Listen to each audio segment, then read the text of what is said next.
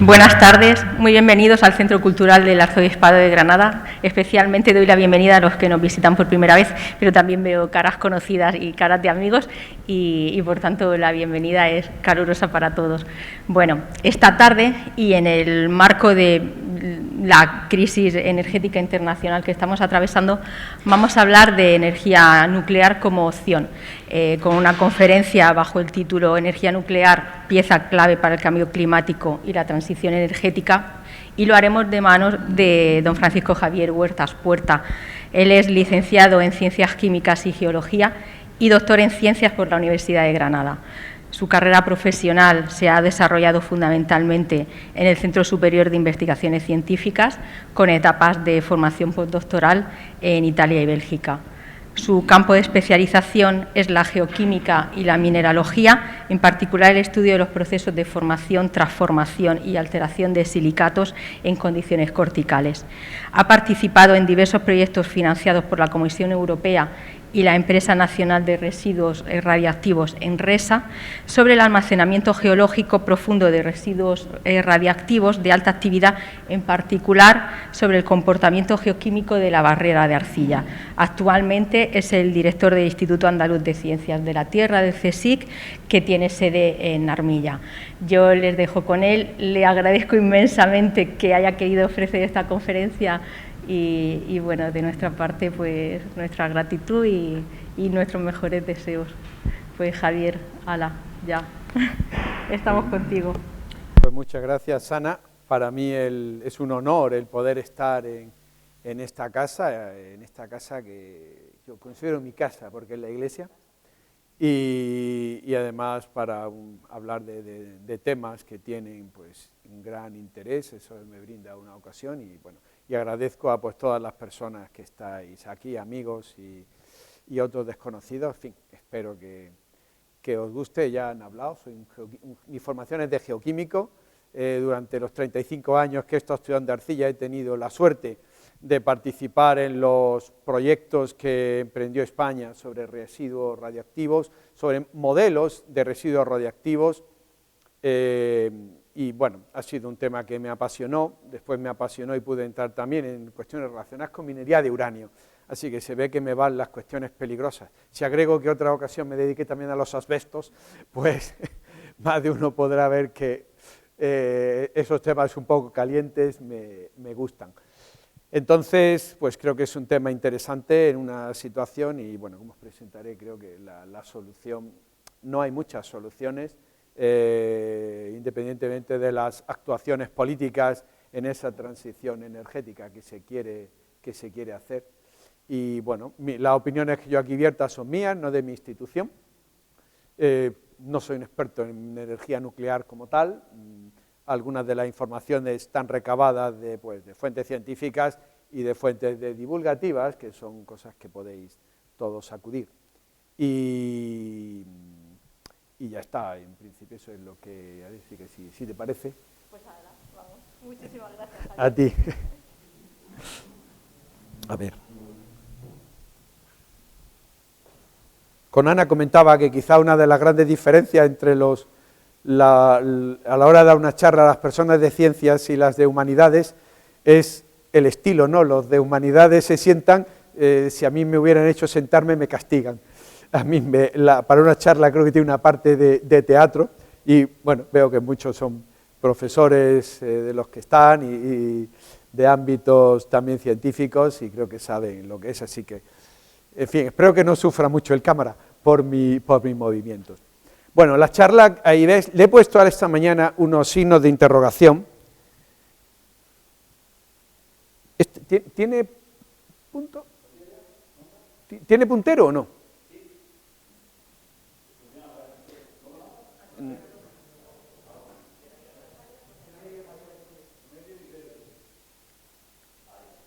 Ah, vale. No, la pantalla tienen que ver ellos. Es que estaba buscando si tenía un puntero, pero si no, me traí...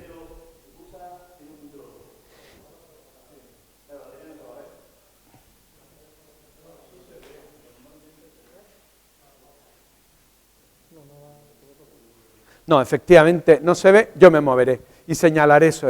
Que decía que esta mañana le introduje los signos de interrogación, porque, bueno, realmente es una cuestión, y aunque ya el título de alguna manera da la respuesta. La imagen es una imagen de un sitio, además de una zona en la que tuve la ocasión de estar, no dentro de la central nuclear de Citeaux, en Francia.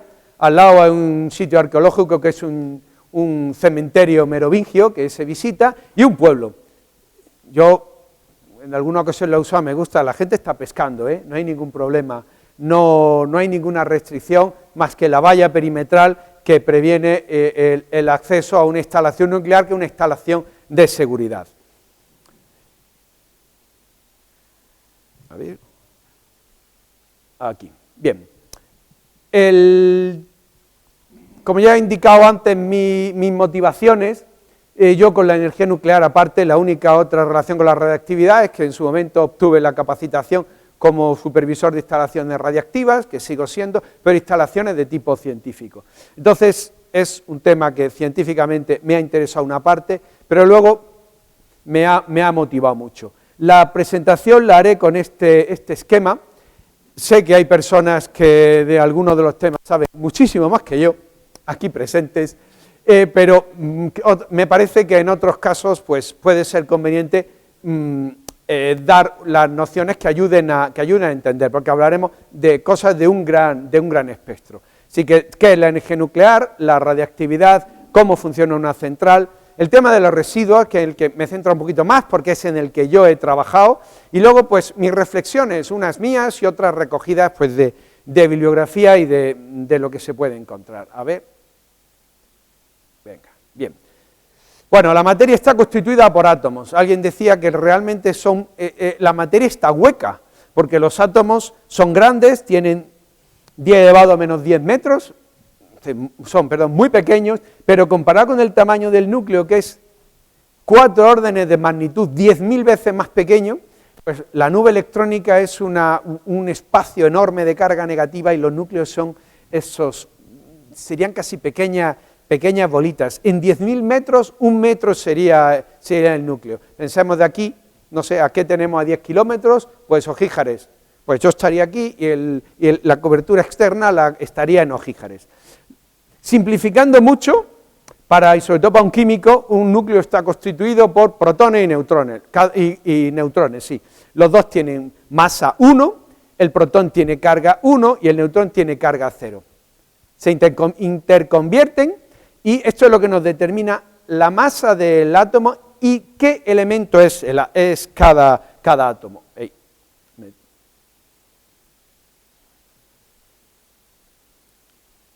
Esta es la siguiente, sí. Bueno, tabla periódica a los químicos nos encanta, porque es que tiene un montón de información. ¿Qué tenemos? Pues aquí el elemento, el hierro, pues nos da el número atómico, que es el número de protones que hay en el núcleo, que es lo único que fija lo que es un elemento, porque puede tener más o menos electrones y son iones, y puede tener más o menos neutrones. Entonces, la masa no es un número entero, mientras que el número atómico sí es un número entero. ¿Por qué? Pues porque los átomos tienen, para un mismo elemento, diferente número de neutrones.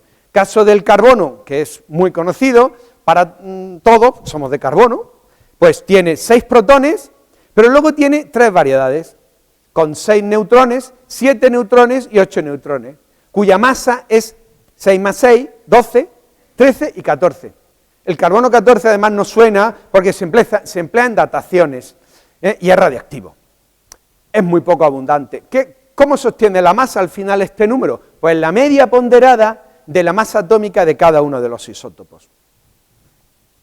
Vamos a ver si pasamos. Bien, esta es una tabla periódica, pero donde nos habla de los isótopos. Todos los que están en blanco son elementos artificiales.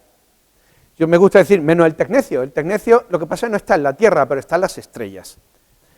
Pero los demás se han formado en reacciones nucleares. Realmente todos se han formado en reacciones nucleares, como ahora veremos. Y aquí lo que tenemos es, los colores nos hablan de la abundancia. Vamos a ver, allí por ejemplo, el hidrógeno, el más sencillo. Él tiene 3 isótopos de masa 1, 2 y 3, porque tienen un protón y ningún neutrón, sería el 1, que es la mayoría, más un neutrón, que es el átomo de deuterio, y más otro neutrón más, que sería 1 más 2, que es el tritio, que es radiactivo. Muy poco radiactivo y además un elemento que se descompone con mucha rapidez. Otro ejemplo, que ya... voy para atrás. Es que está al revés que en el que yo tengo. El carbono, que lo hemos visto antes, tiene 3 con los 3 isótopos, y vámonos ya al final, al uranio. El uranio es el último elemento natural, el elemento más pesado, y tiene pues muchos isótopos, algunos de ellos naturales. El más abundante, el 238, seguido del 234 y el 235. Aquí llego a otra cosa. Cuando estábamos hablando de los elementos ligeros, protones y neutrones más o menos eran los mismos, pero a medida que vamos a elementos pesados necesitan más neutrones. El uranio tiene 92 protones hasta 238, pues grosso modo 150 neutrones, y todos son radiactivos, pero muy poco radiactivos, porque el uranio es un elemento muy estable y muy abundante, ¿eh? Muy abundante. Estaba viendo a ver si teníamos aquí estructuras de granito, porque es muy abundante. Bueno, os decía, es el último elemento estable, natural. ¿Qué ocurre con estos elementos radiactivos? Pues son inestables. ¿Cómo se estabilizan? Pues liberando energía. ¿Cómo lo hacen? Pues al final descompensando el núcleo, y el núcleo emite radiactividad, de manera natural. La radiactividad es un proceso natural, no es algo que venga, que hayamos inventado los hombres. La radiactividad no se inventó, se descubrió. Y hay fundamentalmente 3 maneras: emitiendo átomos de helio, es decir, partículas alfa, 2 protones, 2 neutrones, emitiendo energía en función de radiación electromagnética, que llamamos gamma, es decir, radiaciones muy, muy energéticas, o emitiendo electrones, que es la radiación beta. Cuando emite tanto núcleos alfa como electrones, el núcleo cambia el número de protones y neutrones y por tanto cambia de elemento, se transmuta. Cara a radioprotección, pues aquí os pongo esa figura. La radiación alfa se protege con la mano. Bueno, si ponemos una hoja de papel o una bata, también, y no va sobre nuestro tejido. Es decir, no es penetrante, no es una radiación ionizante penetrante. La radiación beta, los electrones ya requieren una lámina de aluminio. La radiación gamma y radiación electromagnética es mucho más complicado y requieren, porque no tiene partículas, no tiene carga. Entonces la protección, la radioprotección requiere materiales de bajo coeficiente de absorción, como hormigones y agua, a diferencia de los rayos X, que son lo mismo, pero en general la longitud de onda un poquito más alta, que se suele utilizar hierro o plomo. Bueno, y eso sería por la radioprotección. La primera vez que oí "somos polvo de estrellas" fue una frase que me encantó, porque yo disfruto con la ciencia, y la ciencia también tiene poesía. Y decir que somos polvo de estrellas es reconocer que toda la energía del universo y toda la materia del universo viene de las reacciones nucleares que ocurren en las estrellas. Y en las estrellas ocurren más reacciones que hacer hidrógeno y helio, como hace nuestro Sol, o en las zonas internas hace más elementos. Por ejemplo, aquí tendríamos, este sería un resumen, ¿no?, de varias, pues 4 núcleos de hidrógeno se unen en formar uno de helio, más 2 electrones, más rayos cósmicos, que ahora mismo nos están atravesando, más radiación gamma, todo energía, porque además todo es energía, incluso nuestra propia materia. Veis allí además los flares solares, ¿no?, las erupciones solares lanzando grandes masas de plasma, emitiendo energía y calor, que es lo que nos llega aquí. Y aquí se han formado todos los elementos. Esto es la abundancia cósmica, escala logarítmica, es decir, cada escalón son 10 veces más. El más abundante, el hidrógeno y el helio, luego aquí hay una caída con los elementos ligeros y luego van decayendo. El hierro es un pico porque es el último que se forma por reacciones nucleares de fusión. A partir del helio, es decir, el cobalto, el níquel, todos los demás, del hierro, es dislexia verbal, todos los demás a partir del cobalto se forman por reacciones de captación de protones y de neutrones en los plasmas. Un plasma es un gas a una temperatura elevadísima, donde por tanto los átomos existen como núcleo y los electrones sueltos, más o menos. Bueno, pues el último es esto, uranio y torio, son los últimos.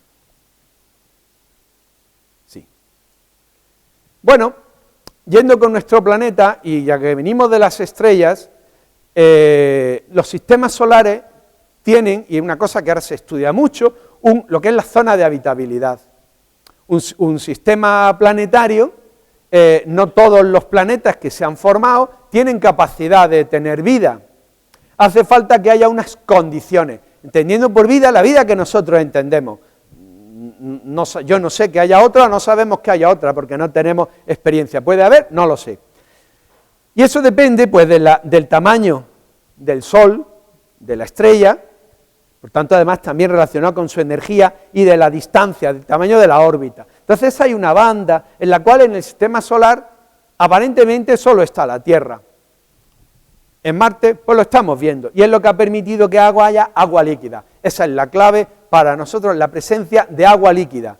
Pues somos agua. Pero hay más cosas que han hecho habitable la Tierra y es el calor interno. Aquellos son esquemas de la estructura interna de la Tierra se forma por la fusión de la coalescencia de planetesimales, de pequeñas partículas de materia que están orbitando por gravedad en torno al disco de acreción en el que se forma el Sol, y esos chocan, transfieren su energía cinética, se unen, funden, se segregan y van cristalizando, y entonces va dando lugar a la estructura, y esa captación de planetesimales genera calor. Esa estructura tiene un elemento que luego la interfiere, y es la Luna. Bueno, la Luna es la consecuencia, un impacto de un gran objeto celeste enorme contra la Tierra en formación, cuando la Tierra estaba formándose, todavía muy activa. Hay un cometa asteroide enorme que choca, provoca una refusión de los materiales de la corteza y expulsa otro cuerpo que es la Luna. Y eso reorganiza y da esta estructura. Y esa estructura es importante, es lo que nos sostiene la vida. Y esta además permite eso, la cristalización del núcleo interno. Al producirse la cristalización del núcleo interno, que es sólido, este es el que es, llamémosle líquido, plástico, se libera calor y genera que la geología de la Tierra sea activa, haya movimiento tectónica de placas, formación de montañas, vida. Pues además todo eso significa energía, todo ese movimiento es energía. Pero luego este es al que yo voy. Y esto es fundamentalmente lo que sigue manteniendo y generando calor. La desintegración de los elementos radiactivos, que fundamentalmente son uranio 238, 235, torio 232 y potasio 40. A lo mejor los otros, pues, los hemos oído de lejos, pero el potasio, seguro que todos nos hacemos ya un análisis de sangre, tienes el potasio alto. Y dice, ¿cuál, radiactivo o es lo que ya podéis preguntarle al médico? Bueno, pues el potasio 40. Y es muy importante esta generación de calor para la actividad geológica de la Tierra y en la Tierra. Por eso quiero decir lo importante que es para nuestra vida ordinaria la radiactividad. Aquí pinto algunas de las series de desintegración del uranio 238 y del 35. Van soltando, emitiendo radiaciones o partículas, como he dicho antes, y pasan todos, van transmutándose y terminan en plomo. Todos los radioactivos pesados terminan en plomo. Plomo tiene un montón de isótopos. Y es muy importante, y además, por eso además es un elemento extremadamente abundante en la Tierra. Y no es radioactivo. Es el final de todo. Fijaros, además, lo usamos como blindaje en muchas ocasiones, pero bueno. No he puesto la del torio, que el torio sería 232, y aquí pongo la del potasio, porque la del potasio es diferente. Hay 3 isótopos de potasio, 39 y 41, que son estables, y el 40 es radiactivo. Pero el 40 se descompone de 2 maneras, este es más caprichoso, y lo hace o emitiendo un electrón y se forma calcio 40, o captando un electrón de los electrones internos. Entonces, en el primer caso aumenta uno, el número atómico, pasa de 19 a 20, pero en este pasa de 19 a 18 y se forma argón. El argón es un gas noble, y por eso el argón como gas es muy abundante en la Tierra, y es más abundante, por ejemplo, que el neón. Y esta es la causa. Otro concepto es el de vida media, es decir, ¿cómo medimos la desintegración radiactiva? Por el concepto de vida media. ¿Y qué es vida media? Es el tiempo que tarda un número de átomos radiactivos en ser la mitad, en descomponerse la mitad. Entonces, nosotros contamos en vidas medias.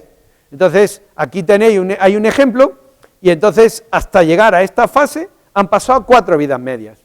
Con tanto, el decaimiento radioactivo no es lineal, es inverso, es una función inversa, que luego se transforma en una exponencial. Entonces, la mitad de la mitad, la mitad de la mitad. Por tanto, el proceso ocurre muy rápido al principio y muy despacio al final. 4.500 millones de años. El tiempo de vida media del uranio 238 es el mismo que la edad de la Tierra. Por tanto, el uranio 238 que hay ahora aquí es la mitad del que había cuando se formó la Tierra. En el 235 son 700 millones de años. Viene a ser algo menos de 70 veces menos que el que había. El caso del torio, que no lo doy, esto es de 10 elevado a 9 años. En el caso del torio, la vida media es de 10 elevado a 15. Entonces es 3 veces más longevo, 2 veces más longevo más o menos que este. Y el de potasio es de 1.250 millones de años. Entonces, son elementos que son, cuanto más largas son las vidas medias, más tranquilos son. Es decir, la desintegración es más suave. Perdonadme el término, ¿no? Así un poco coloquial. Bueno, radiactividad en la vida ordinaria. La medimos como dosis. Entendamos, permitid la broma, las setas. Si os gustan las setas, todas las setas son comestibles, todas. Pero como dicen, algunas solo una vez. Luego es una cuestión de dosis. Hay cosas que con recibir muy pequeño es mortal. Pero en otras se puede comer mucho. De hecho, muchas setas son tóxicas, pero tienes que comer unas enormes cantidades. Y la medida de dosis de radiación son energía, julios, calorías, por masa, por kilogramo. Medido en sistema internacional es un sievert, que es una unidad muy grande. Y entonces, claro, no es lo mismo la misma cantidad de radiación que recibe un adulto que un bebé. Un adulto pesa 80 kilos, un bebé pesa 4, por tanto no es lo mismo. Se estima que hace falta dosis superiores a 100 milisievert año, que es una barbaridad, para que haya realmente una incidencia de cáncer debida a efectos de la radiación. El fondo radiactivo natural, es decir, todos los elementos que emiten en la naturaleza nos aportan 2,4 milisievert año. Con radiación cósmica 0,39. Rayos gamma, los alimentos, y voy al plátano. El plátano es 0,0001, una 10.000ª parte de un milisievert, es decir, lo que sería 10 elevado a menos 7, 0,1 microsievert. Es nada, es nada. Así que seguir comiendo plátano, que es bueno. Bueno, estos son dosis que se van en radiodiagnóstico, y son importantes, pero normalmente nadie dice, no, yo no me hago una radiografía, pero el personal sanitario sí tiene cuidado de hacer la suficiente. Muchos de los que estamos aquí recordamos cuando las pantallas de rayos X y los médicos se colocaban delante y recibían radiaciones, los aparatos aquellos de rayos X ya no existen, y ahora todos se quitan de en medio para no recibir radiación.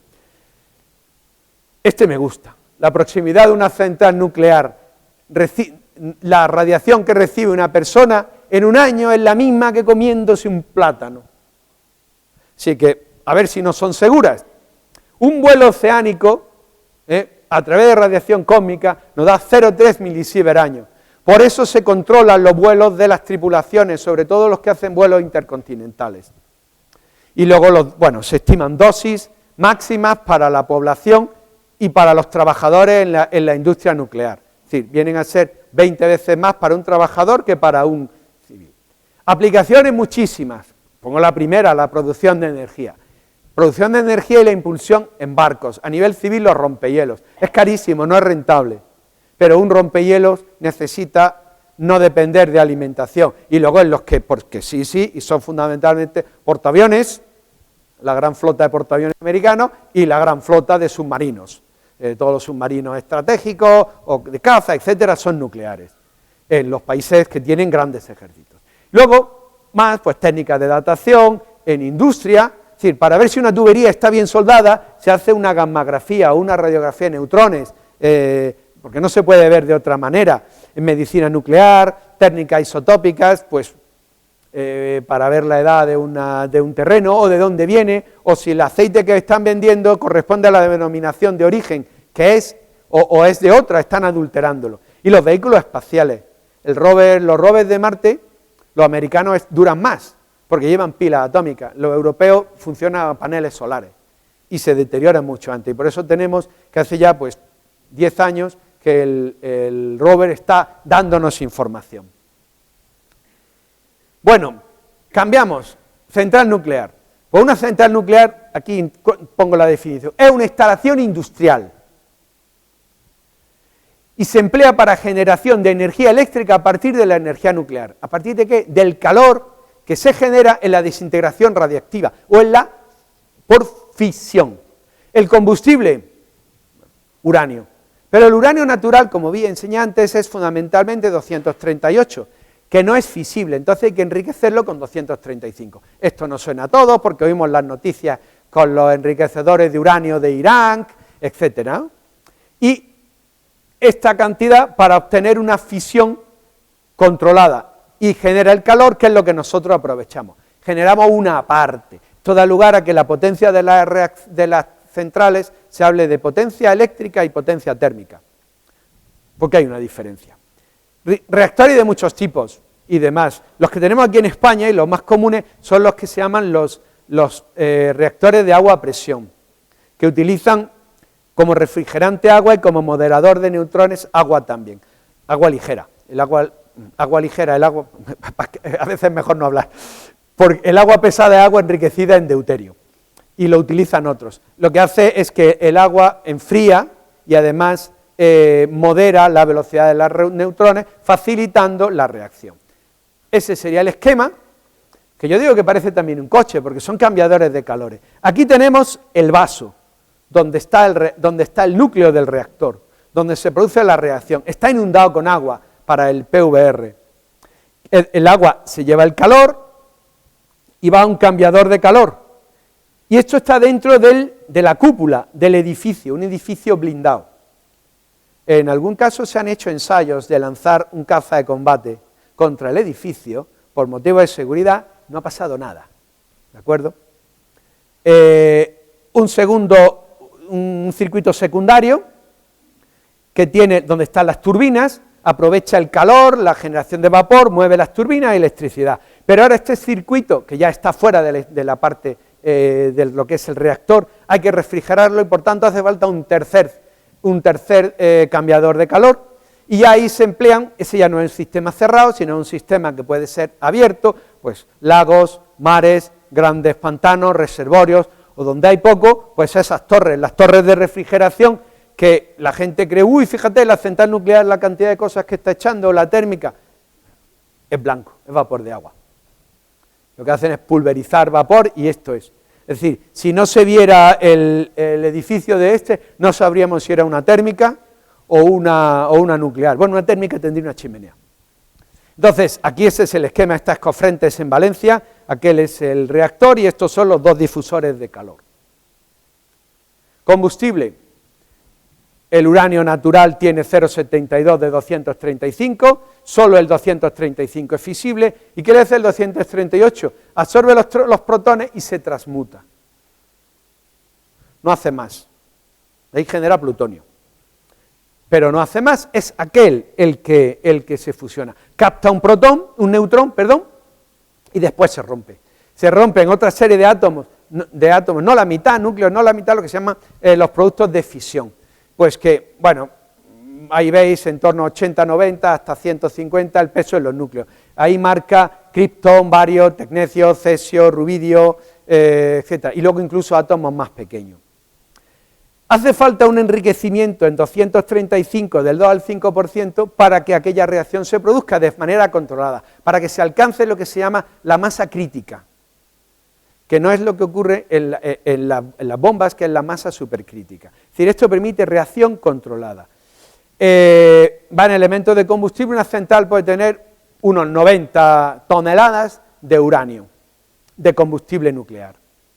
Y estos serían los elementos, unas pastillas de 8 milímetros por 10, como daditos, cilindros de una cerámica de uranio, de óxido de uranio, que se montan en unas vainas, van metidas una dentro de otras, van en unas varillas, y luego esas varillas se meten en aquellas estructuras. Esa tiene 15 por 15, 225 varillas, y es un de 4 metros por aproximadamente 25 centímetros, el palmo.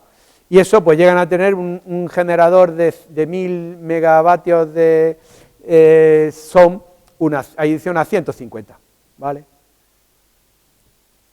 Sí, anímate. Vale. ¿Cuánto dura? Aproximadamente, pues dura unos 4 años y medio, el tiempo que dura el combustible estoy hablando siempre de las de agua a presión, que son las que tenemos aquí en España. Y ahora, cuando ya ha terminado el ciclo, ¿qué se hace con eso? Pues ahí entonces hay que tratarlo, y durante mucho tiempo va a estar en la central. Lo primero se almacena en la central nuclear. ¿Para qué? Porque ese núcleo se quita, se llevan a las piscinas. Las centrales dentro tienen unas piscinas. En la de Vandellós 1, cuando la desmontaron, y se usaba como sala de conferencias, utilizaba en Resa, y eso estaba debajo del vaso, donde se tenían las reuniones, y al lado había una estructura de hormigón con unas claraboyas, con un cristal, que era la parte de abajo de la piscina. Ya no tenía nada porque se había eliminado, y allí es donde se metía aquello. Las varillas de combustible, los elementos de combustible, para que eliminen calor residual, tienen que enfriarse, la reacción en cadena se va amortiguando, porque el agua, que es un moderador de neutrones, va amortiguando la reacción, y además el agua es un magnífico protector. Las varillas tienen 4 metros y la piscina tiene 14 metros. Es decir, que la gente se mueve fuera sin necesidad de ropajes. Esas son pues esas piscinas, a veces dan esos colores, y ahora ya lo que hay allí dentro, que ya es cuando empezamos a hablar de los residuos. Lo primero que se plantea es que no hemos comido solo el 5% de la energía disponible. ¿Recurso o residuo? Esa es una de las cuestiones. Todo esto que he hablado, porque luego la generación, son reactores de segunda generación. Los de primera eran los prototipos. Anímate, venga. Residuos, la cebolla. Porque la protección radiológica se basa en esto. Yo le digo, para que se quede el mecanismo de la cebolla, es las capas. Pero es el sistema multibarrera. Se aplican barreras múltiples unas sobre otras para asegurar siempre que se mantiene la protección. Los residuos se clasifican en función de su tiempo de semidesintegración y su actividad es muy baja, media y baja y alta. Los de muy baja y media y baja y isótopos de ciclo corto, de vida corta, van a los almacenamientos de baja actividad. El Cabril, ahora después enseño las fotos, mientras que el resto, los de alta o muy alta, van a almacenamientos específicos, que son los que nos interesan, los de las centrales nucleares. Este es el Cabril, una foto del Cabril, un magnífico en la Sierra de Córdoba, una instalación donde tiene pues los laboratorios de control, de procesado, aquellos son las celdas, son las estructuras en las que se van guardando, pues esas latas, son contenedores grandes, donde van los materiales radiactivos, pero materiales radiactivos que vienen de los hospitales, que vienen de la investigación, que vienen de la industria, que vienen de los materiales contaminados de centrales nucleares, de instalaciones nucleares, por ejemplo una válvula de una tubería, y entonces se almacenan allí. Esa es la foto, el esquema sería este. Bueno, son celdas donde se van llenando con los contenedores y después se recubren. Y eso se mantiene protegido. ¿Por qué? Porque son isótopos de vida muy corta, por tanto van a perder su actividad pronto, y a partir de que pierdan la actividad son inocuos. A lo mejor son tóxicos, pero no porque sean radiactivos, sino porque químicamente son elementos tóxicos.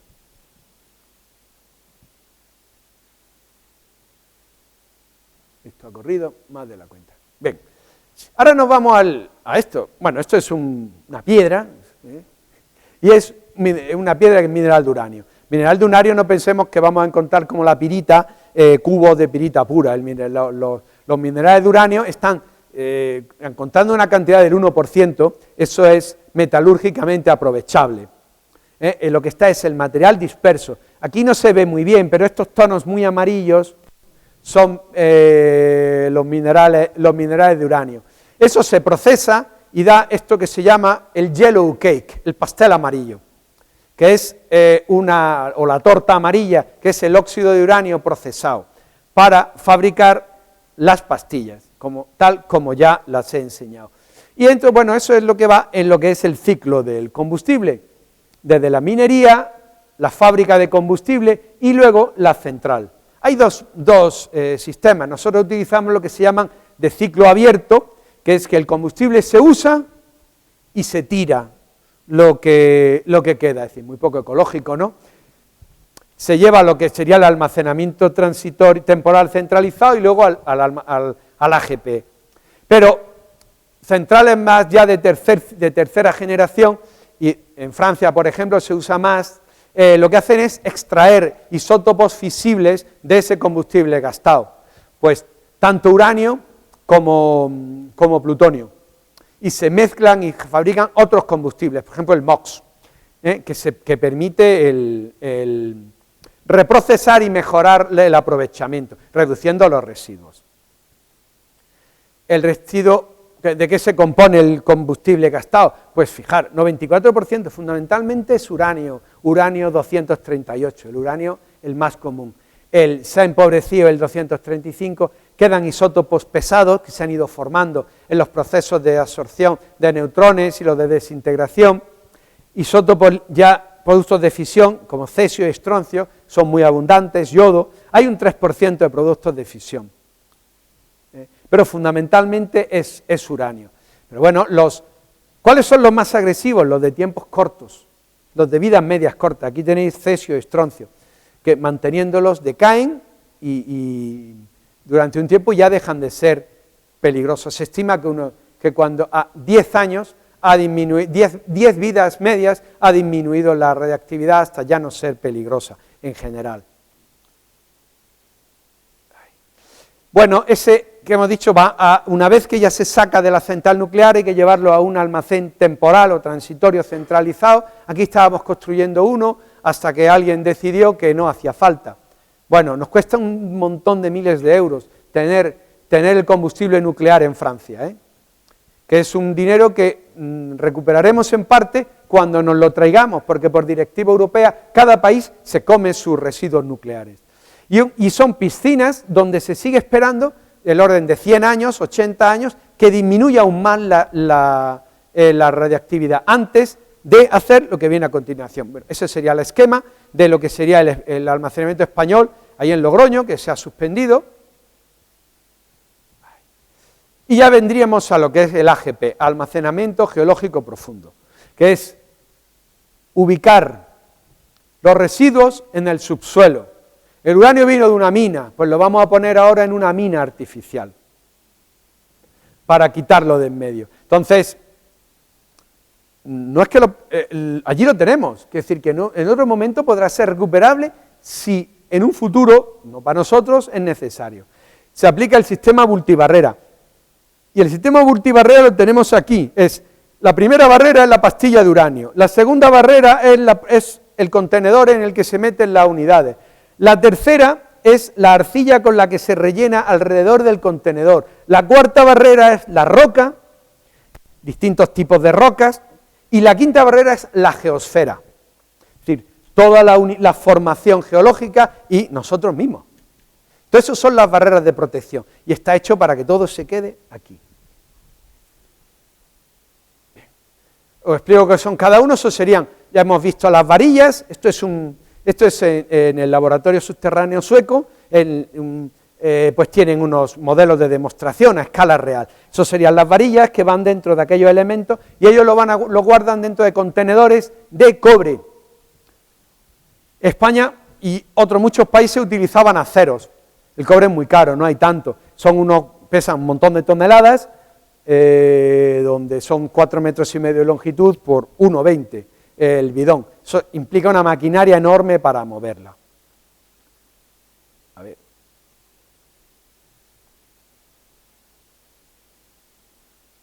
Sí. Bien, este sería el esquema, otro modelo de lo que quedaría, ¿no? Los suecos lo que planean en esa mina, en una roca encajante, que es un granito, hacen pozos verticales y meten los cilindros. ¿Dónde? Pues rodeado de arcilla, pero no es que echen arcilla allí, es arcilla compactada formando ladrillos. El mejor ejemplo para ver era el Exincastillos que había cuando yo era un chaval, porque son ladrillos de arcilla prensada que tienen la forma de las torres aquellas del Exincastillo, de manera que el cilindro cabe dentro. Una grúa lo mete y luego lo cubre. ¿Por qué la arcilla?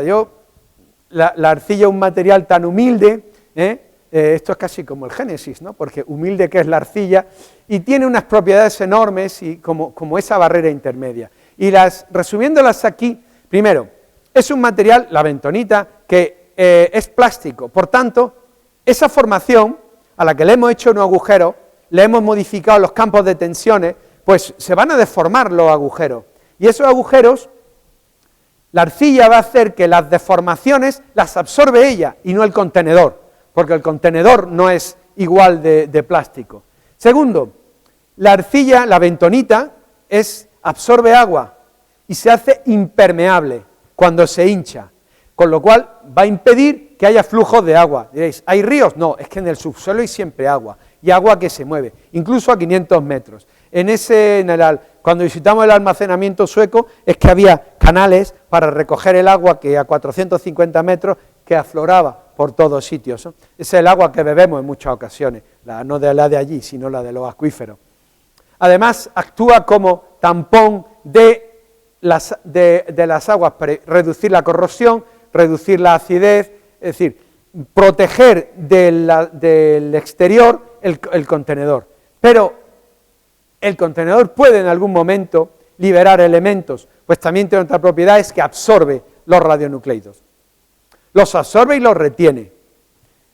Y además, esa arcilla húmeda es capaz de ayudar a disipar el calor, porque eso sigue generando calor. Los contenedores, salvo en Francia, en los otros países europeos, estarían como máximo en superficie a 100 grados.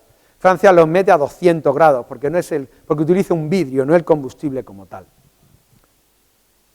Bueno, eso sería en el laboratorio un ejemplo, ya en caso casi real. Esta es la arcilla y este es el contenedor, y lo están sellando con más ladrillos. No es un contenedor radioactivo, es un experimento, ¿no?, del que tipo que estuvieran haciendo. Y esto es el experimento español, que era un consorcio, lo lideraba España, estaba en los Alpes, en Suiza, en los granitos, y ahí veis, aquellos son las galerías selladas con los ladrillos, y se ve lo que yo decía antes del Exincastillos. Y en esta maqueta se ve, esto serían las galerías, y las galerías llenas de agujeros, en el caso sueco. En el caso español, estas galerías son las que tenemos allí, lo que irían era uno detrás de otro. ¿Qué ocurre al final con la galería? La galería esta o aquella, al final se rellena de más arcilla o de arcilla mezclada con la roca con la que se ha excavado, y se le coloca un tapón de hormigón. Un tapón de hormigón de este espesor para evitar para contener la presión de toda la formación. Ese es el AGP. Seguridad, pues 10.000 a 100.000 años. ¿Os parece mucho o os parece poco? A ver, la civilización no llega a 10.000 años. En Oriente, ahí en Mesopotamia, es que en los primeros datos no tienen 10.000 años. Estamos hablando que es 10 veces más la seguridad, incluso hablan de hasta de 1 millón de años, 10 veces más lo que pensamos en nosotros, porque no es solo mirar, sí que hay una mirada no solo al hombre, sino lo que es al medio ambiente. ¿Funciona? Bueno, yo creo que sí, es lo que os voy a enseñar. ¿Cómo sabemos? Porque no tenemos ese tiempo, ¿verdad? Ninguno. Un experimento de 10 años es muchísimo, de 100 pues es imposible. Pues son los análogos naturales, que son afloramientos de materiales o procesos similares a los que se encontrarían en el emplazamiento. Y se hacen de muchos tipos. Por ejemplo, aquello es el muro de Adriano. Pues piezas encontradas en el muro de Adriano se han utilizado para estudiar la corrosión a largo tiempo de piezas metálicas, plomo, cobre, aleaciones metálicas, de armas, de monedas, ver cómo se han ido estropeando. Esto es un bosque fósil, es en Dunarova, aquí en centro de Italia, en Umbria. Aquello era un bosque que se generó un dique, y el dique, a base de inundación, se cubrió de arcilla y preservó los troncos de los árboles hasta ahí, los fosilizó. Bueno, lo fosilizó, a ver esto sí pasa.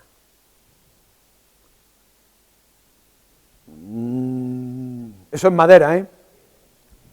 Eso es madera. Ha preservado la madera, porque además ha preservado la madera de la oxidación. Luego es un magnífico aislante.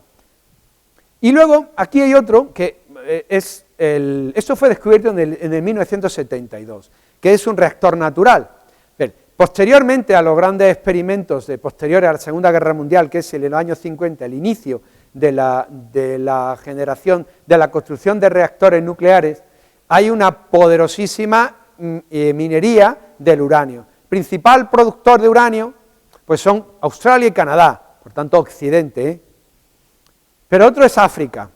Entonces, allí en Oclo, en Gabón, trabajaba una empresa francesa, y al hacer los controles de calidad, un señor muy meticuloso encontró que las muestras procedentes de Oclo tenían un contenido de uranio 235 de 0,712.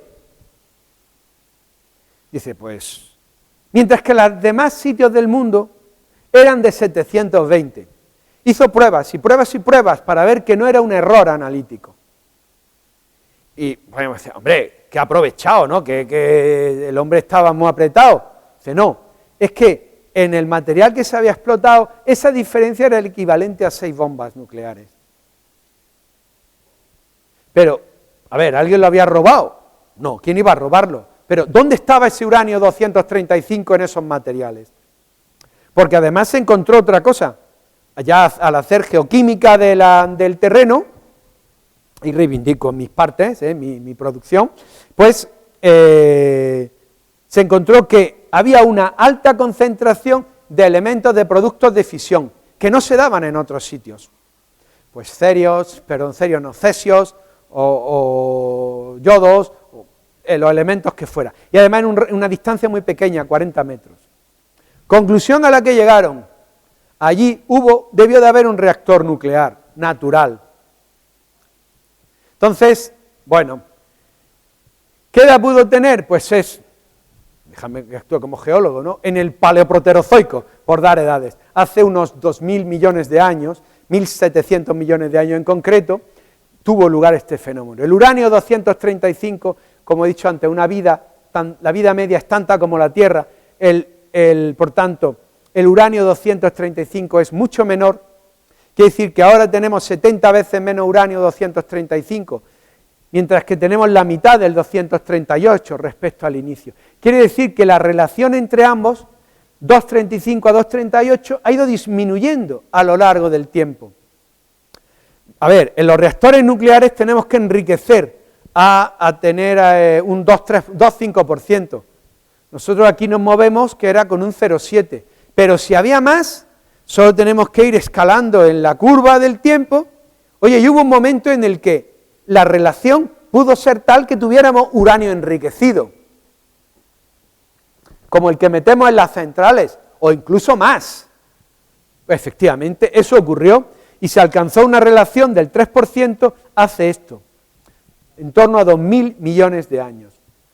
Bueno, ¿eso significa que hubiera un reactor nuclear? No. Se tuvieron que dar más condiciones y hacía falta un moderador de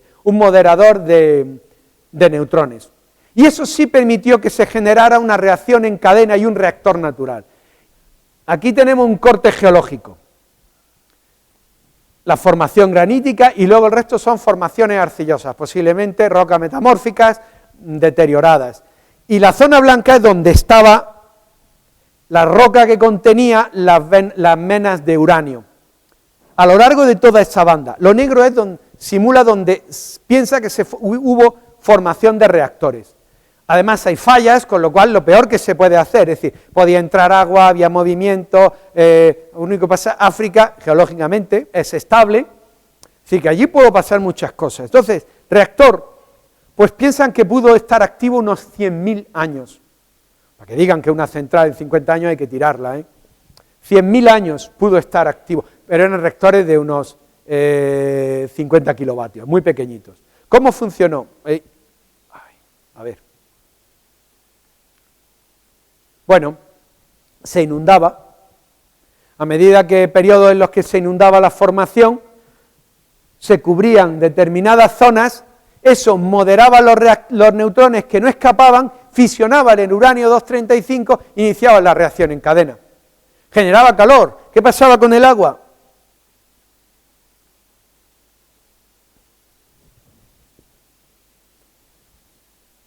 Pues hervía y se disipaba. En el momento que se disipaba el agua, los neutrones se escapaban, el reactor se enfriaba, hasta que esto se daba cíclicamente, hasta que se acabó. No había más y llegamos a nuestros días. ¿Vale? Ese es el análogo del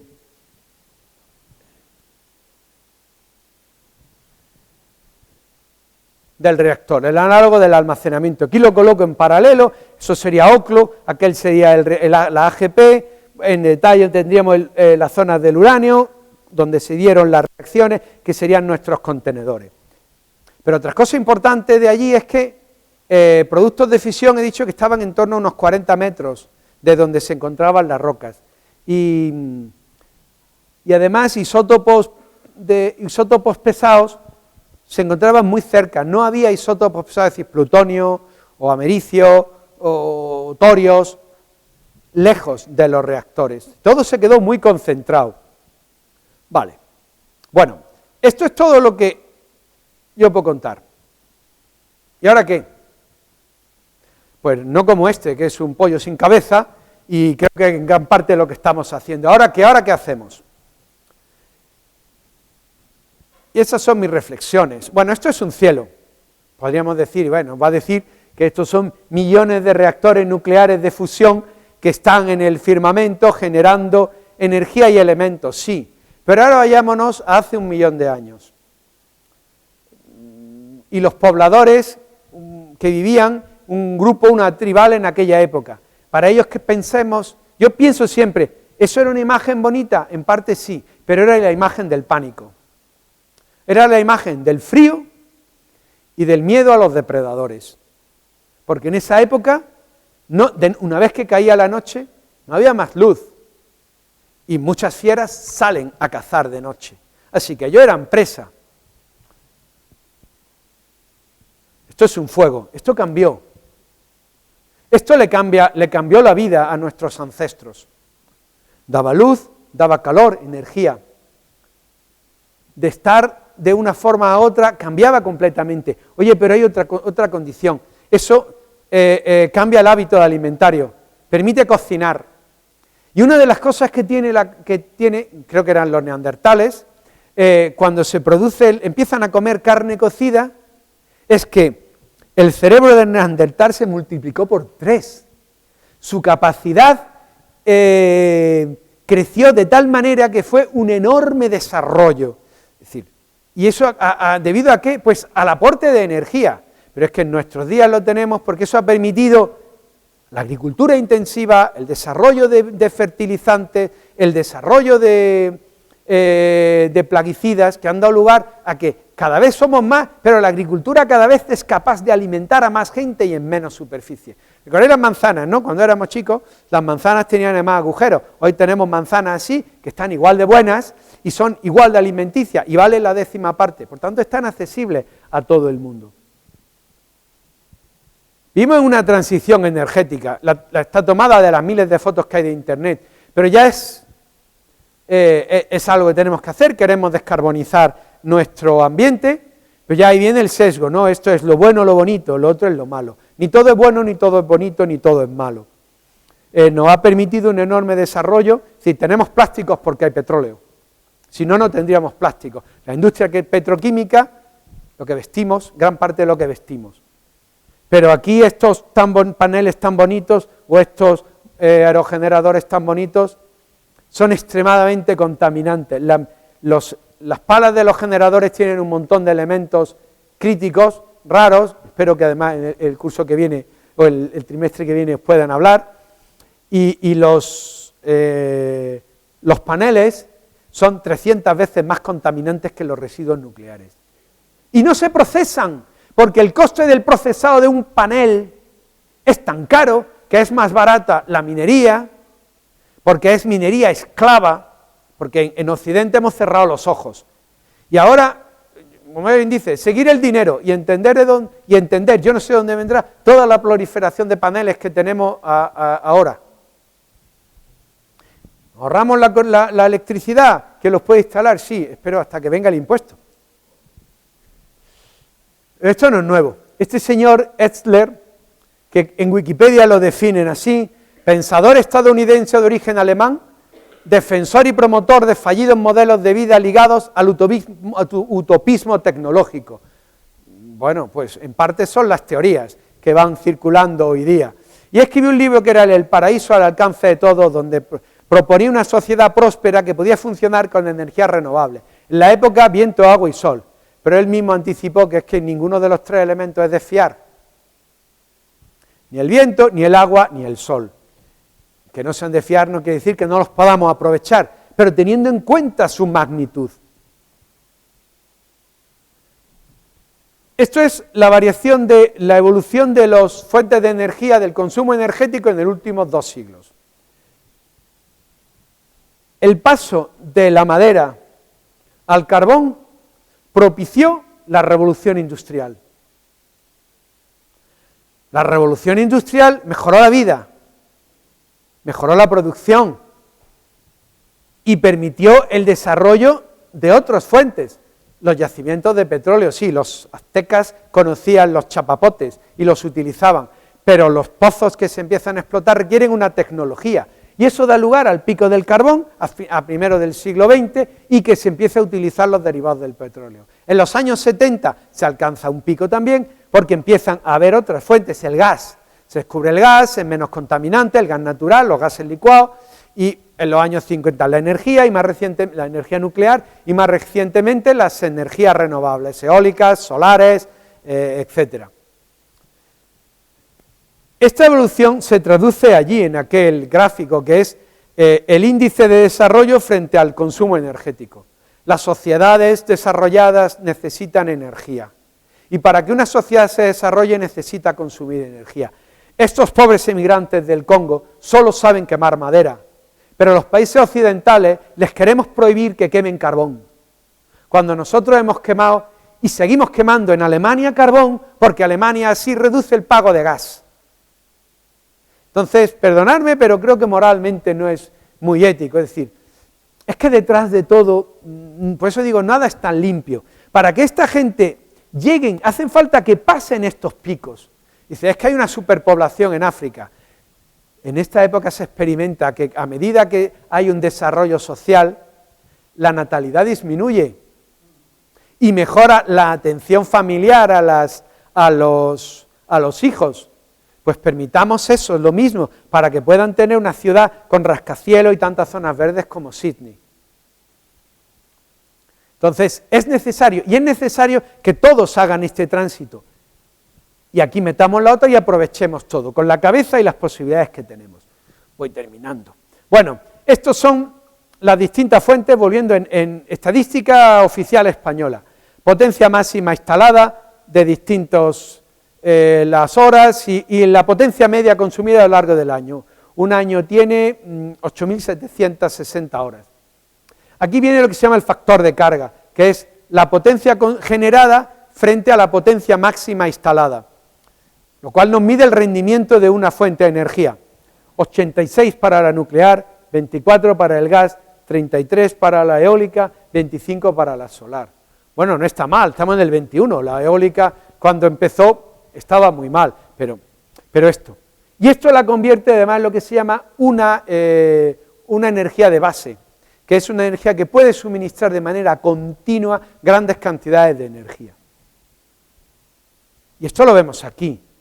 El gris clarito es el porcentaje de potencia neta instalada. En España tenemos un sobreporcentaje instalado, tenemos mucho más instalado de lo que necesitamos, lo cual costó dinero y fueron gran parte de las primas que se pagó el Estado, no, que pagamos todos, porque todos de aquí pagamos impuestos. Y el gris oscuro es la potencia suministrada. Las nucleares son capaces de rendir potencia, un porcentaje de energía al año, 3 veces el porcentaje que representa su instalación. Las otras están, la eólica, el ciclo combinado que es el gas, rinden menos del porcentaje que ellas representan. Es decir, esta es muy confiable. Aquí unos números muy simples, con lo cual pueden tener muchos errores. Una central nuclear como la española de un gigavatio produce al año esa cantidad, 5.800 millones de kilovatios hora. Que si consideramos la emisión del ciclo completo, es decir, minería, metalurgia, producción, gestión, pues esto genera 12 gramos de CO2 equivalente por kilovatio, que son 0,71 millones de toneladas de CO2 anuales. Para dar esa energía a una central de gas, que genera, aquí tenemos la tabla, 490 gramos de CO2 por kilovatio, libera 29 millones de toneladas de CO2 equivalente. A ver, ahora déjame que lo diga al revés, yo no digo que no lo utilicemos el gas, pero estas 29 millones de toneladas no se han emitido gracias a que funcionaba una central nuclear. Multipliquemos, 7 centrales nucleares que tenemos. Nuestras centrales están descarbonizando. En el estado de Vermont, que es muy verde, muy verde porque hay mucho bosque, pero además ecológicamente muy verde las políticas, decidieron apagar la central, porque iban a reducir la emisión de CO2, que aumentó un 16%. Evidente. Y, bueno, este es el futuro, el Sol. Lo que es el Sol, que es el reactor. Pero claro, eso aquí es esto. Esto es el CIEMAT, un Stellarator, un generador un laboratorio de fusión que pertenece al Laboratorio Nacional de Fusión, al proyecto TJ2, está montándose, veis la dimensión de las personas. Es hay distintos tipos, uno de los Stellarator. Eso no funciona en continuo, tiene un generador eléctrico enorme y cuando llega a la potencia está durante 7 segundos funcionando y no llega a energía a temperatura de fusión. Por tanto, 100 años. Mientras que tenemos estas otras opciones. Los reactores de cuarta generación, los reactores modulares. Este es en una planta en Suffolk, en Inglaterra. Inglaterra está construyendo reactores. Aquel informe de la Agencia Internacional de la Energía Atómica recoge más de 80 modelos de todos los países, chinos, coreanos, americanos, europeos, españoles, ¿no? Rusos, etcétera. Aquí venía otro ejemplo, me lo recordaba Andrés, ¿no? El otro día, pues es un reactor de torio, que tienen sus ventajas y sus inconvenientes, que lo pretendían montar los chinos, no sé si eso habrá terminado. Bueno, y esa es mi última reflexión. Si dejarles a 3 títulos, son libros de divulgación, pero tienen muchos datos. Alfredo García es un operador de una central nuclear y es muy coloquial el libro, muy fácil de leer. Michael Schellenberger es un activista climático, pero un acérrimo defensor de la energía nuclear y además pone de manifiesto todas las, no controversias, todas las oposiciones o los falsos motivos que hay en mucho del ecologismo. Antes le comentaba a alguien, el señor Bill Gates, que quiere que no comamos carne, tiene una empresa de investigación en reactores de cuarta generación. Y luego aquel libro de Guillaume Pitron, que es un periodista con formación geológica, que habla de los metales raros, en la parte que están relacionados con esto, porque están involucrados en toda la producción. Son libros bastante sencillos, se pueden hasta encontrar en internet, en los canales que se pueden utilizar. Y, bueno, esto ya no tiene nada que ver, eran imágenes que tenía ahí, pero que no las iba a enseñar. Muchas gracias, sobre todo por vuestra paciencia, porque creo que me la he alargado demasiado.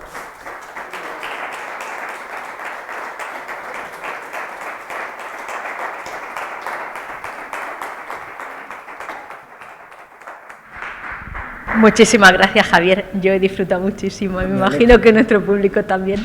Pues, si te parece bien, podemos hacer algún turno de preguntas. Ya veo manos levantadas. Venga, Miguel Ángel, ya has tardado un minuto. Empezamos por el final y vamos hacia adelante. No sé si puede gracias. No sé si puede aclararme si una central nuclear puede estallar, puede explotar, o si alguna fuente de energía puede causar una explosión, puede explosionar esa central térmica. Máxime, teniendo en cuenta que hay muchísimos elementos, no solamente el reactor, sino también hay muchos elementos terroristas, ¿no? Y puede haber, puede complicar la explosión de una, si es posible, puede complicar la vida de un país Bueno, además muy oportuna la pregunta, precisamente, yo creo que en las conversaciones actuales no hay conversación en la que no salga la guerra de Ucrania, ¿no?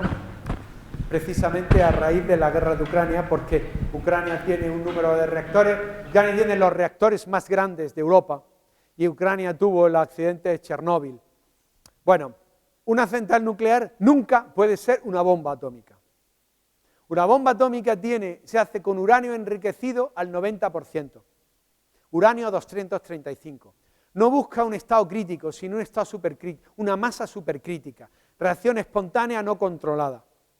Y eso, la central está hecha para que nunca se produzca. Por eso va a un 2 o a un 3%. Es decir, si llegara a haber una explosión, ¿qué pasó en Chernóbil? Hubo unas explosiones, fueron de hidrógeno y de vapor, y lo que enviaron pudo ser combustible, el combustible fundió, los elementos ligeros. Entonces la contaminación que puede haber sería lo que llaman una bomba sucia, elementos radioactivos que contaminan, pero en ningún caso es una bomba atómica. Y lo que he mencionado antes, recordad, hay un ensayo, es la medida de seguridad. Yo digo, ojalá se aplicara en cualquier otra industria las medidas de seguridad que se aplican en la radiactividad, precisamente quizá porque no la vemos. Y esa medida, decía, haber estrellado un caza contra la central, contra el edificio, para comprobar que no hay daños, porque claro, la rotura lo libera. Entonces, en ese sentido, no puede ser una bomba atómica. Buenas tardes. Lo primero, felicitar al conferenciante por su explicación.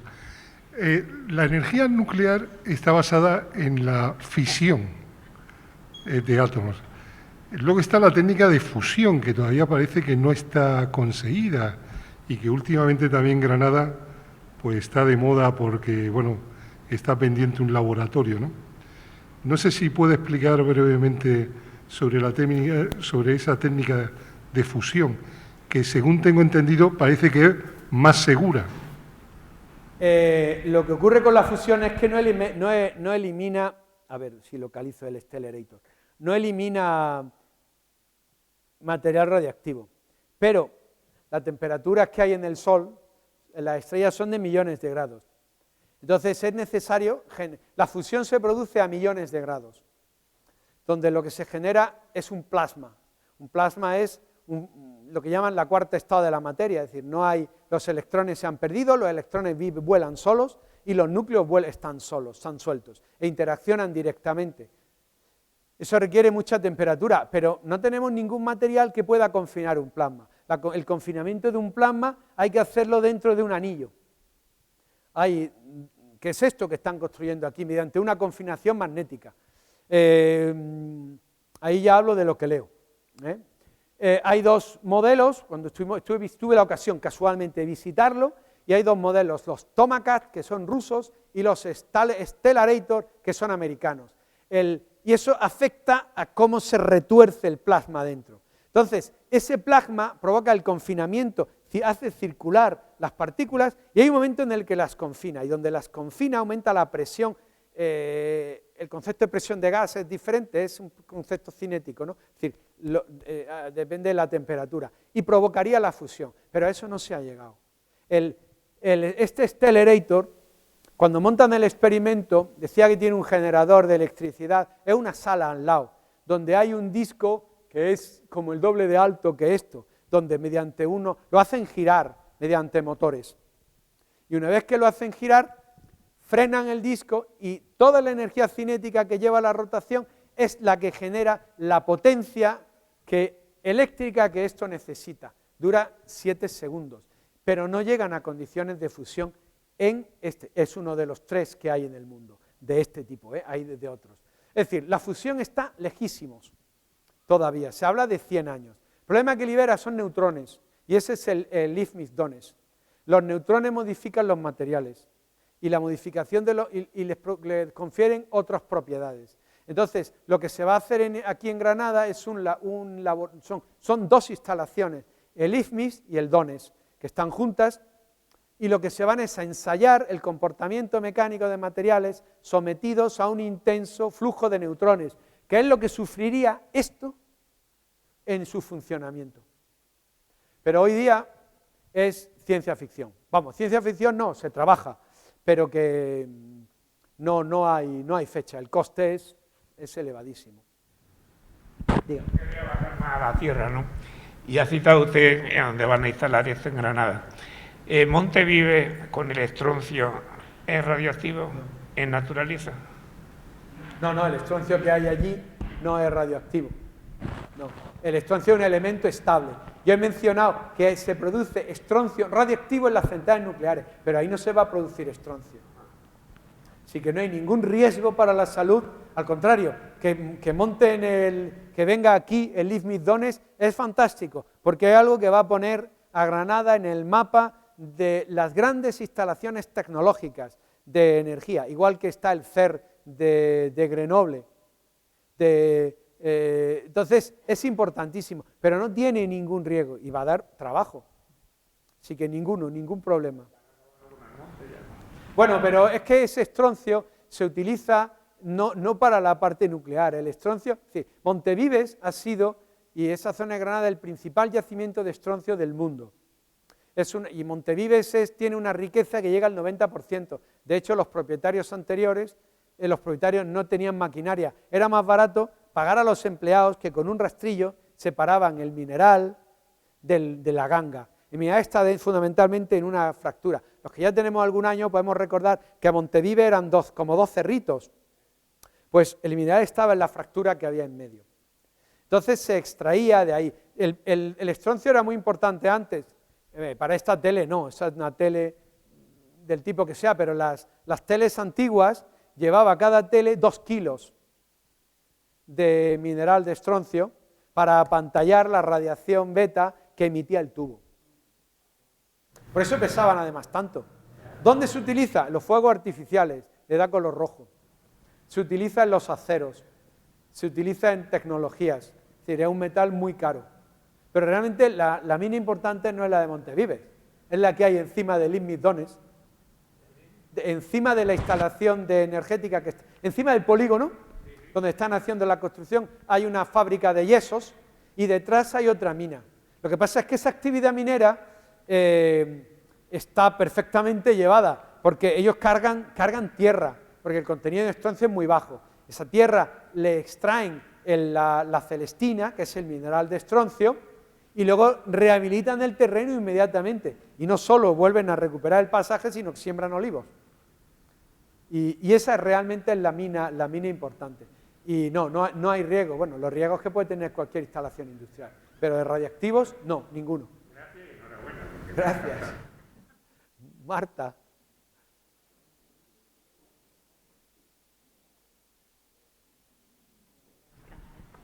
Una pregunta, Javier. Las zonas donde se almacenan los residuos, las AGPs que nos has dicho, entiendo yo que tendrán que tener unas características determinadas, geológicamente hablando, y unos materiales, porque eso afectará a la peligrosidad, el tipo de rocas. ¿Cómo es eso? ¿Cómo son esas zonas? A ver, si quieres como premisa, España había trabajado mucho en nuclear. En España se ha venido mucho perdiendo pues, planes y conocimiento. Hacia los 80 se inician los estudios de los posibles almacenamientos. Necesitan una serie de rocas que en algún momento no me paré, pueden ser lo que llaman rocas cristalinas, fundamentalmente granitos, formaciones arcillosas, domos salinos o cenizas volcánicas, ¿no? Cada país busca lo que tiene. En España se buscaban granitos, entonces tiene que ser un material que sea sísmicamente estable. Aquí el mejor estaba en un batolito en la zona de Salamanca, pero montaron unos pollos los portugueses porque se está al lado de la frontera. Entonces, los batolitos de Guadarrama no eran apropiados, por esto es porque parece que estaban muy fracturados. De momento no se había definido dónde. Más granitos tenemos en Toledo y en Galicia. Que yo sepa, no se definió dónde. Entonces, una zona sísmicamente estable, luego además se baja a mucha profundidad, se construye una mina artificial a 500.000 metros y luego lleva todos los sistemas de protección. Son zonas donde los riesgos sería que hubiese una salida de material, pero de hecho no, las medidas son para que no se produzca.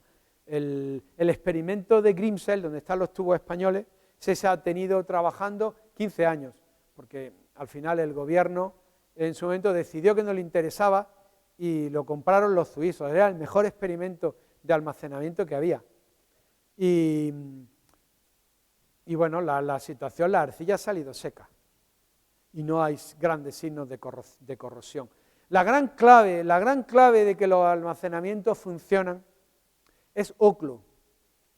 He dicho dos cosas que no he insistido, quizás hayan pasado desapercibidas, y era, productos de fisión no había más allá de 40 metros de los pequeños reactores. Y segundo, elementos pesados, isótopos pesados, tipo plutonio, tipo americio, no había más allá de 3 metros. Significa que la formación que había contenido el reactor, que eran arcillas, o filosilicatos, silicatos, había sido capaz de contener la dispersión de todo. Y como decía, Oklo era el antisistema, en el sentido que hay fallas por todos sitios, flujo de agua, bueno, fíjate si flujo de agua que entró gracias a que aquello se inundaba. Luego, eso, en las condiciones en las que estamos, sí, son seguros. Y luego además, yo creo, ya es que no se llegarían a dejar, habría un momento en que es posible que se pudieran explotar de nuevo, porque serían, bueno, acumulaciones de cobre y luego enormes acumulaciones de uranio, sí que se podrían utilizar para otras cosas. Así que sí, yo he hecho más hincapié, primero porque es la parte que he trabajado, y segundo porque es la clave para decir, es que el residuo no lo tiramos, se han tirado al mar, se quieren tirar a las fosas, se han hecho muchas cosas. Pero ahora, cuando hay realmente una que no se quiere hacer, todo se va dejando y siguen los residuos en las piscinas o en los almacenamientos temporales centralizados. Pero sí, respuesta sí. Bueno, Javier, en primer lugar, te conozco de hace muchos años y algunas veces hemos hablado de estas circunstancias. Yo mi intervención a consideración social más que científica, aunque yo soy en fin, de la rama de la ciencia. Tú sabes que yo tengo un familiar mío muy cercano a mí, que es ingeniero físico nuclear, francés. Bueno, francés no, que se fue con 8 años de España, pues su padre un inmigrante, y es ingeniero físico nuclear por la Escuela Normal de Nantes, que es el gran centro de formación nuclear en Francia. Y él comparte una reflexión que me dice cuando nos estamos tomando un vaso de vino en Motril, que es de donde procedemos, y me dice, siento una enorme pena porque España, a la que él quiere muchísimo, y a Granada más que nada, habéis perdido la oportunidad de la energía nuclear. Y él se dedica a construir centrales nucleares, ahora mismo está construyendo en la India está construyendo, me decía, el mayor número de centrales nucleares del mundo, y la están haciendo empresas francesas, porque según él las dos grandes potencias en la creación de centrales nucleares son Estados Unidos y Francia. Ellos dicen Francia y Estados Unidos porque son antiamericanos al 100%, pero en fin, eso. Simplemente esta consideración es por si tú compartes esta reflexión de que hemos perdido una gran oportunidad. Yo la he dejado entrever, pero... Eso nosotros no habíamos hablado, pero yo había traído por necesidad de conversación esto que era el mapa. Hay un poquito de más cosas. Bueno, además los franceses están construyendo otras centrales aquí,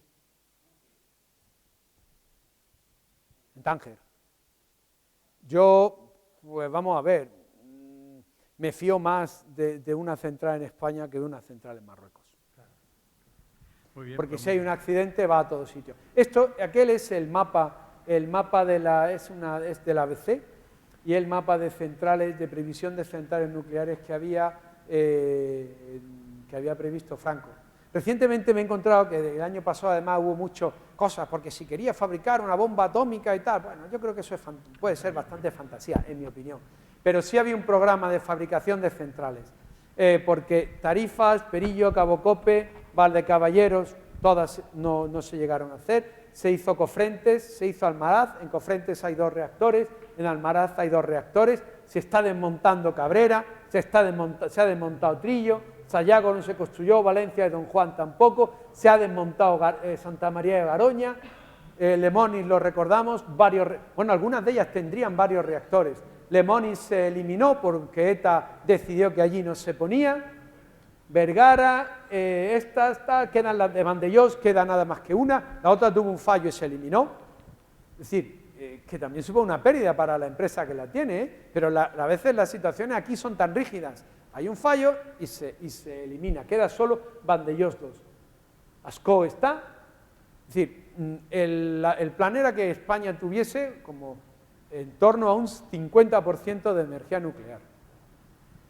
Eso viene la moratoria, que estos son los planes de la moratoria, y recientemente por hecho hay unas declaraciones, me lo dijo un compañero de Felipe González, que tendría en algún momento remordimientos de conciencia, y dijo que aquello fue un error, porque era su gobierno el que provocó el desmonte, y el que creó una política o una conciencia social antinuclear. Pero, a ver, ¿quién paga los Simpsons? Yo no lo sé. Los Simpsons son un cómic que además a los jóvenes les encanta, donde un personaje que tiene la cabeza alargada, amarilla y demás, a mí me caen mal. Me caen mal por 2 motivos. Lo primero, porque denigra la figura del padre. El padre es el tonto, el estúpido, el inútil, como padre y como profesional. Y luego es una campaña bestial contra la energía nuclear, diciendo montones de cosas que son completamente falsas. Pero es muy popular entre mucha gente joven. Eso lo paga alguien, con un fin, o con 2, o con más. Entonces, que haya que descarbonizar, vale, pero yo creo que nadie de los que defendemos el uso de la energía nuclear estamos en contra de las placas. Si yo me hago una casa voy a poner placas, si puedo, pero que necesitamos esto. Lo que no puede ser es que digamos que no queremos porque estamos leyendo estos días, que hay que reducir la agricultura intensiva. ¿Y de qué comemos? No, es que hay que reducir la población. ¿Pero a quién matamos? A otros, ¿no? A otros. Dejemos que se desarrollen también. ¿O es que nos encanta tener un zoológico, queremos convertir África en un zoológico? No, lo que la convertimos es en un polvorín.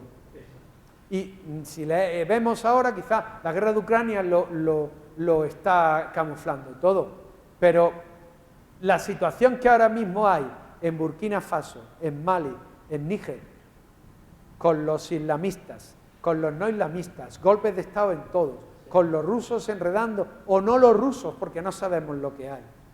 Y al final, ¿por qué? Porque hay hambre. José María, él habla de metales, él sabe de metales, pero todo lo asociado al tráfico de coltán en el Congo, el cobalto y talio, o tántalo, para los chismes, bueno, buscaba el teléfono, pero lo mismo da el micrófono. Hay una serie de cosas y las vamos dejando, es que es muy fácil cerrar los ojos y exigir a los demás lo que no hacemos. Es decir, sí, necesitamos más cosas, pero sí, y es un error, España ha perdido. Y toda la tecnología y todo el conocimiento que se había hecho sobre investigación en almacenamientos está perdido por culpa del gobierno, que prácticamente dejó a Enresa la única capacidad era gestionar los residuos de baja.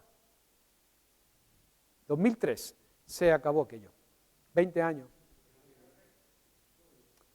Pues muchos años de estudio, cuando se pierde el salto, bueno, hay que ponerse detrás, pero que España era puntera en algunas cosas y había grupos, todo esto está, en los proyectos esos eran proyectos financiados por la Unión Europea y proyectos en los que compartías investigación y con pues los países que tenían, pues España, Francia, Suiza, Alemania, Bélgica, Suecia y Finlandia.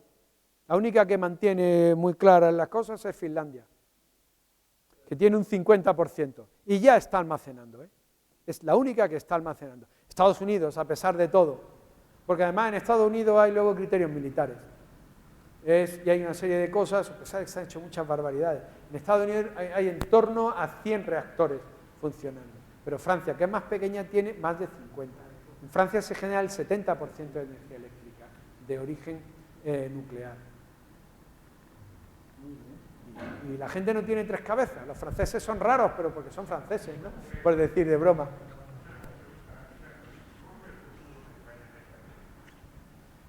El futuro son decisiones políticas. Los políticos no las van a cerrar, porque todos saben y nos mienten cuando dicen que van a cerrar las centrales. Si cierran las centrales, lo que tienen es un apagón eléctrico. Y eso lo saben todos, incluido el presidente del gobierno. Por tanto, no lo pueden hacer. Pero no lo pueden hacer no por ideología, sino por miedo. Pero están haciendo, haber desmontado el José Cabrera es absurdo, haber desmontado Trillo es absurdo. Claro que nos cuesta el dinero. Como ellos no es suyo. Efectivamente. Bueno. Muchas gracias.